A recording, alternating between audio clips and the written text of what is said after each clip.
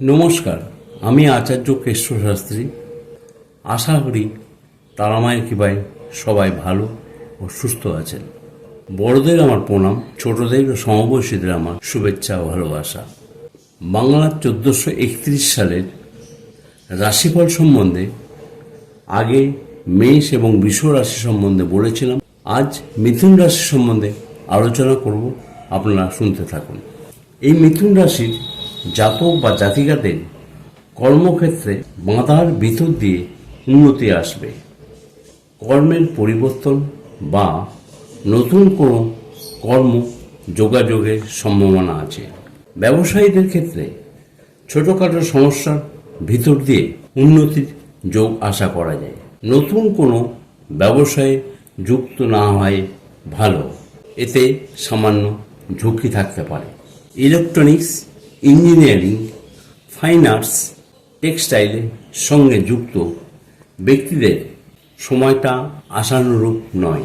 চাকুরিজীবী ও ব্যবসায়ীদের কর্মে প্রথমে বাধা এলেও পরে কিন্তু উন্নতির যোগ আসবেই।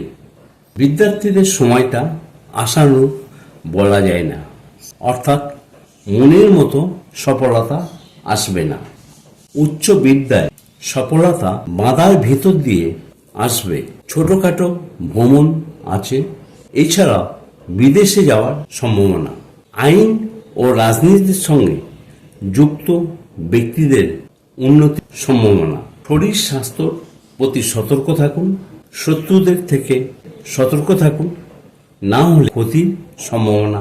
যাদের বুধ, শুক্র ও শনির দশা চলবে বা অন্তর্দশা চলবে, যে কোনো কর্ম যুক্ত জাতক বা জাতিকাদের শুভ সময় বলা যায়। যারা আমার সঙ্গে যোগাযোগ করতে ইচ্ছুক তারা সোম, বুধ ও শুক্রবারে রাত্রি 9:30 থেকে 10টার ভেতরে ফোন করবেন।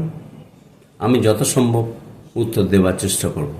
এছাড়া যারা জটক বিচার বা কুস্তি করতে ইচ্ছুক তারা আমার সঙ্গে যোগাযোগ করতে পারেন। সবাই তারামায়ের কৃপায় ভালো ও সুস্থ থাকুন এই কামনা করি। ধন্যবাদ।